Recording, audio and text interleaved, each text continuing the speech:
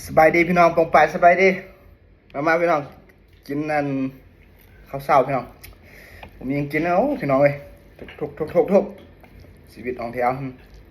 จะมีนะมาพี่น้อง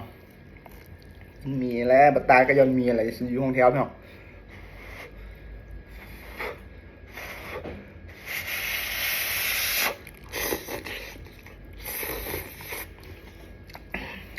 มียังเกณฑ์พี่น้อง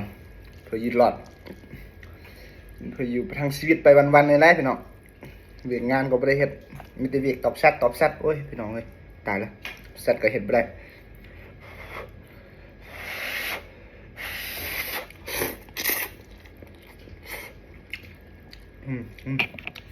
มีเรือเมื่อวานพี่น้อง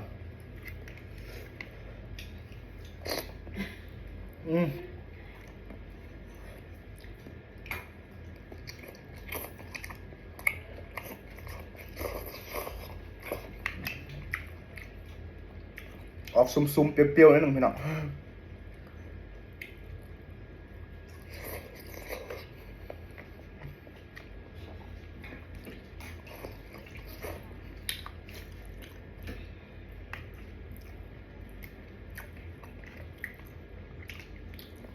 หมูกินหมูก็สิกินอยู่บ่เนี่ย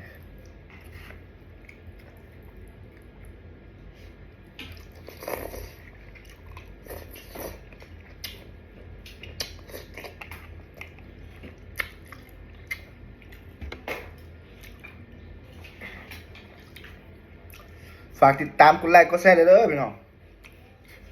กดติดตามอะไรล่ะพี่น้องเอ้ยแต่ละชีวิตเห็น YouTube ก็ดังจากเธอ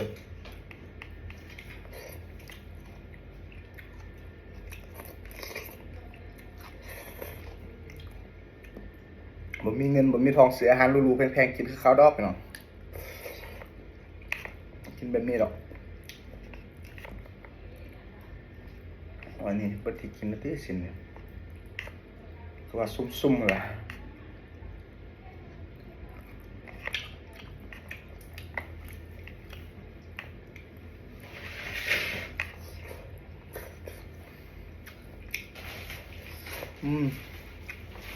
กินแต่ซีนนะซะ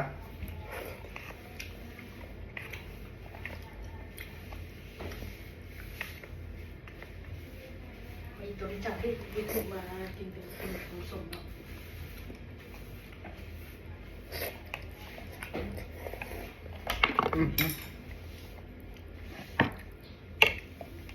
กินแล้วซุ่มครับ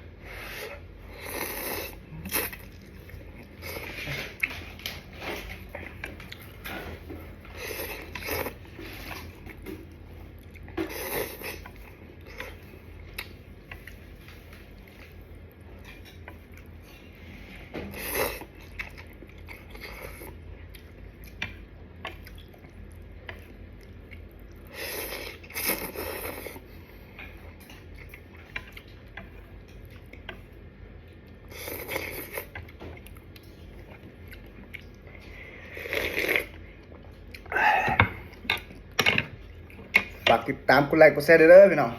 ชีวิตชีวิตมันลำบากลำบุญแท้